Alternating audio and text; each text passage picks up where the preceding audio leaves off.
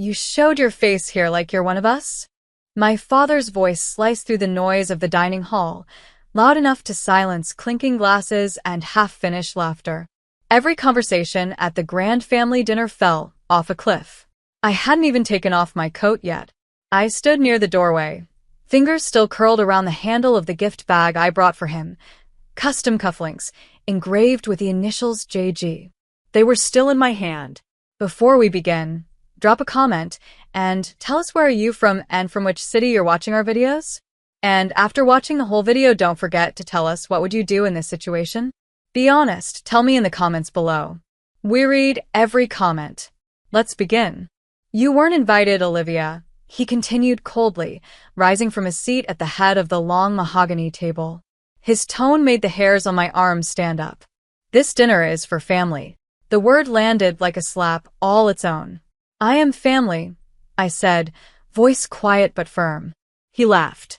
A bitter, breathless sound. You were once. Before you threw everything away. Before you shamed this name. I glanced around the table, at my stepmother, who was smirking behind her wine glass, at my cousins, who exchanged looks like they were witnessing a courtroom drama, at my aunt, who quickly looked down at her plate like she didn't know me. I didn't shame this family, I said slowly. I just didn't play your game. You married a soldier and ran off, Rachel snapped, pushing her chair back. No Ivy League degree. No corporate job. Just uniforms and government paychecks. You left this for that. My grip tightened on the gift bag. I shouldn't have come. I knew better. But a part of me still believed that maybe, just maybe, they'd changed. That my father would look at me and still see his daughter, not a disappointment. You should have stayed gone, he said. Because walking in here tonight, uninvited, is just another embarrassment. Then, in a single, calculated move, he stepped around the table, walked up to me, and, before I could process anything, the sound echoed. A sharp, open-handed slap across my cheek. Gasps rippled through the room. The gift bag fell from my hand and hit the floor with a soft thud. I didn't cry. I didn't even touch my face. I just stared at him. And for the first time in my life, he looked afraid. Not because of what he did, because of what might come next. And then, like something from a movie, the front doors blew open with force. 3 men walked in, boots loud against marble. Tension sucked the air out of the room. Leading them, my husband, Mason, in full military uniform. Rigid. Sharp. Calm. He walked straight through the stunned silence, past the trembling butlers and the frozen guests, and stopped just a few feet from my father. He didn't speak for a full 5 seconds. Then he said in a low, even voice, "Touch her again and I'll show you what disgrace really looks like." No one breathed. The room stood still like a paused scene, every wine glass midair, every fork held inches from a plate. My father, James Grant Sr., took one slow step back, visibly rattled. The man who once commanded boardrooms and dinner tables like a king now stood blinking in the face of a man who didn't need to raise his voice to assert power. "You," he stammered, glancing at the 2 men behind Mason. "What is this? Some military intimidation stunt? You think this uniform scares me?" One of the officers stepped forward. "Sir, we're not here to threaten anyone. We're here to deliver something that should have been addressed months ago."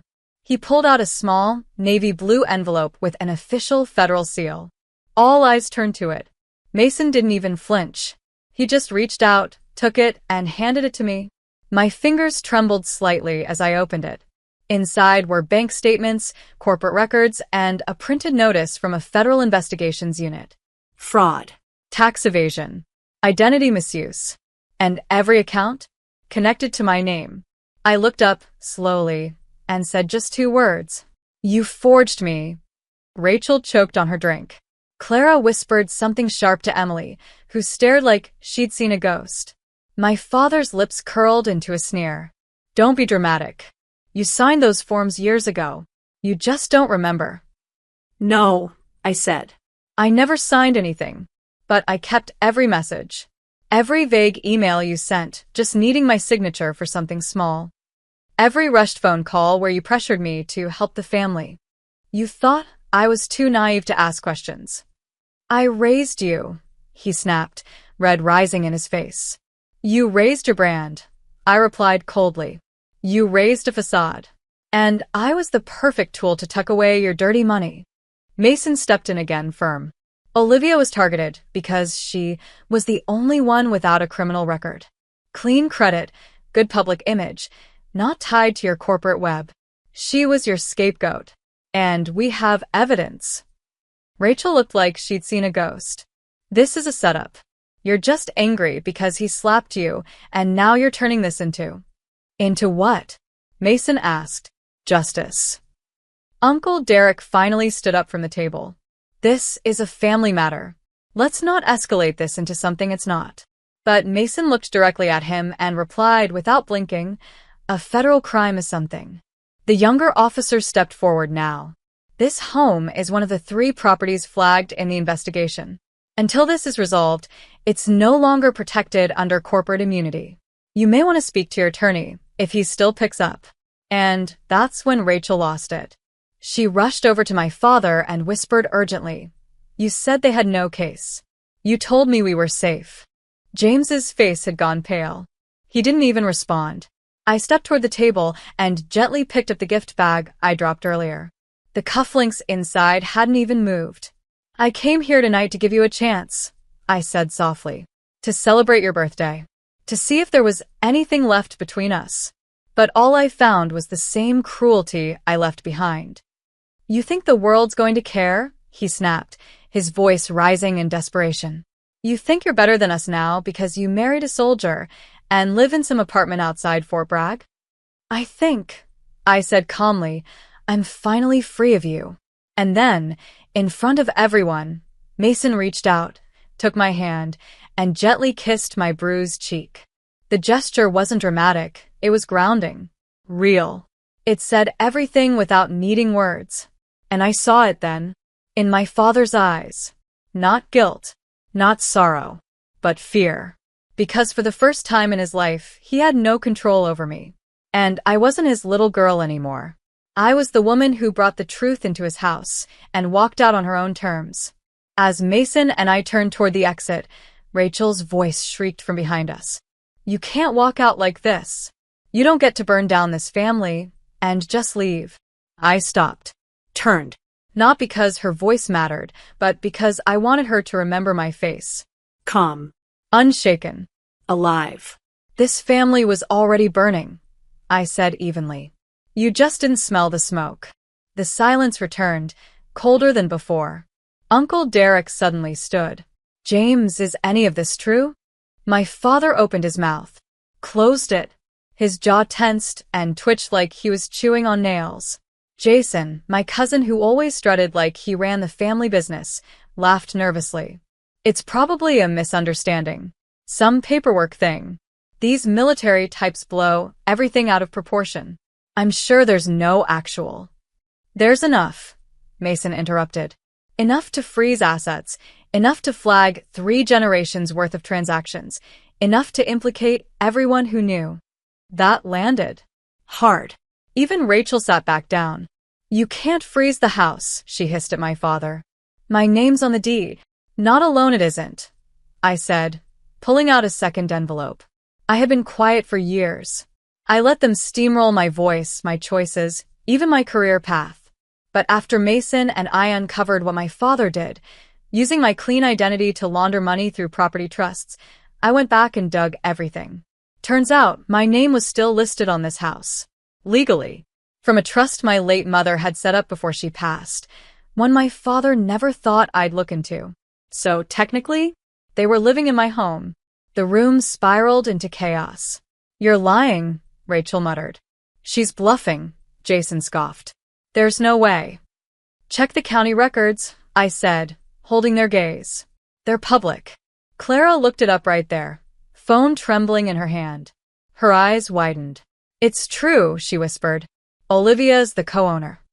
My father's voice came low. Rough. You don't get to take this from me. I didn't, I said. You gave it away the day you forged my signature. Then Mason stepped beside me and added, and now the government's taking the rest. That's when it all broke. Jason stormed out. Rachel began shouting into her phone, already trying to reach her lawyer. Aunt Lauren cried quietly behind her napkin. And my father? He just sat, like a man realizing that for the first time, no amount of wealth, charm, or dominance could rescue him. I turned back to Mason. I'm ready, I said quietly. He nodded. We've got the car waiting. As we walked out the door, past the marble hallway where I used to play with wooden blocks as a girl, past the family portraits where my face was always slightly out of focus or cropped from the edge, I felt nothing. No ache. No nostalgia. Just peace. And then the final blow came, not from me, but from the young officer who had stayed behind. He turned back to the stunned room and said clearly, "An official freeze order is now in effect. This home is under federal review. We recommend you gather your belongings and vacate within 48 hours. And that was it. They all sat in silence as the door shut behind me. They had no idea I'd been planning this for months. They thought I was weak, forgotten, disposable. But the girl they mocked was gone. And the woman they tried to erase? She just took back everything. The rain had started to fall lightly by the time we reached the car. Mason opened the door for me without a word, and I slid into the passenger seat, exhaling the weight of an entire history I didn't ask to carry. When the door shut behind him and the car pulled off from that cursed mansion, it wasn't just a ride. It was release. "Are you okay?" he asked gently, eyes flicking between me and the road. I nodded. "I don't know if I'm okay, but I'm free." We drove in silence for a few minutes. The streetlights painted soft gold streaks on the windshield, and I finally let myself breathe. Slow, deep, trembling breaths. My phone buzzed with a text from an unknown number. "You've ruined everything. I hope you're proud." "Rachel." I showed it to Mason.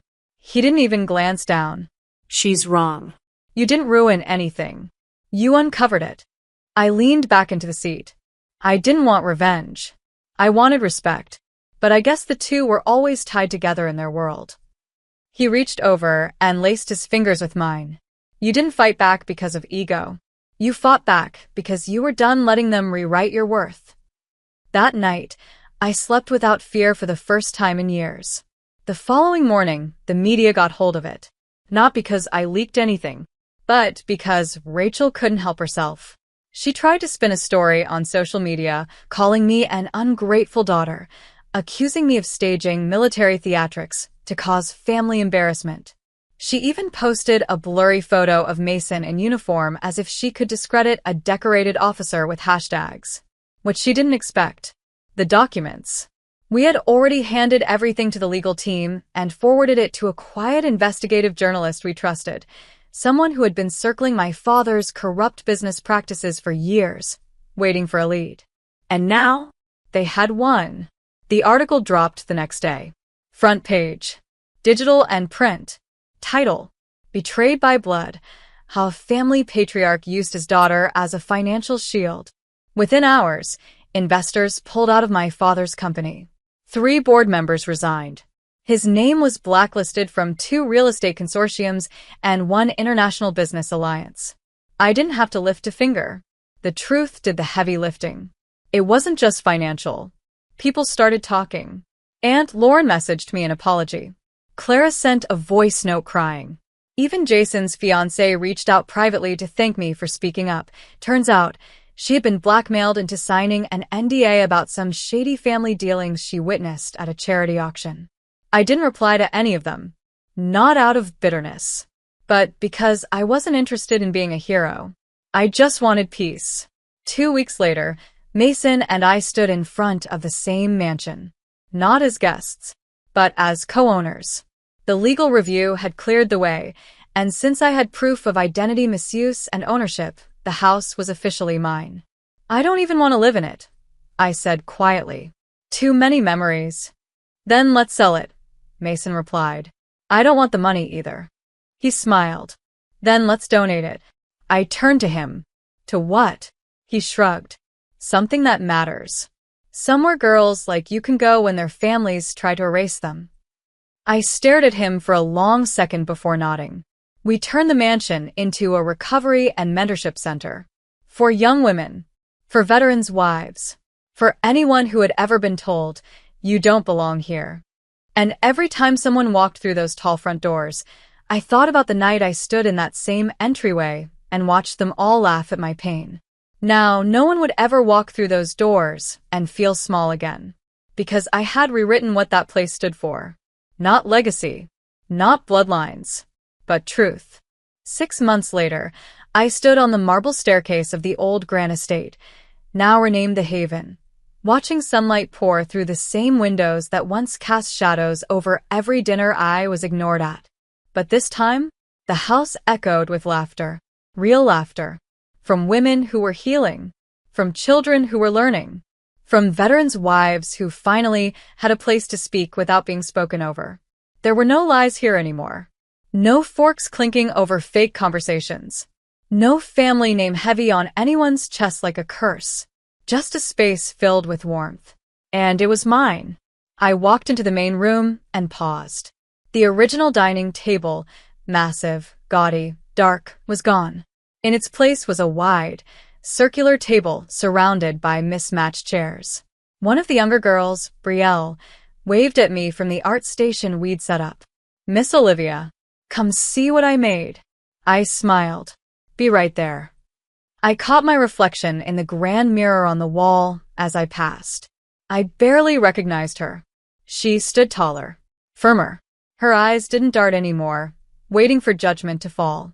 She knew who she was. That night, I sat with Mason on the balcony. We didn't speak for a long time. Just the two of us, coffee mugs in hand, staring out at the town we used to feel so small in. Guess what? He said softly. Your father's trial date was set today. I looked at him. He didn't need to say more. I didn't smile. I didn't celebrate.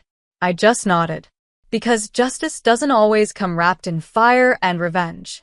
Sometimes it's quieter, heavier, but it comes. I never thought I'd make it this far. I admitted, my voice barely above a whisper. Not when I left this place the first time. Not when I was standing in that room with their laughter cutting me open. Not when he hit me, and no one stood up for me. Mason turned his body toward mine. You did stand up. I looked at him. No, he said again, firmer. You stood up. You brought everything to light. You never raised your voice, but you exposed every lie. That's strength, Liv. That's the kind of woman they'll never be able to erase again. My eyes blurred a little, but I let them. Because now I cried when I chose to. 3 weeks later, I got a letter. From my grandmother's nurse. She'd passed away quietly in hospice, holding the handmade quilt I'd given her years ago. But attached to the letter was a folded note in Grandma's handwriting. They made you feel like less so you'd never realize how powerful you are.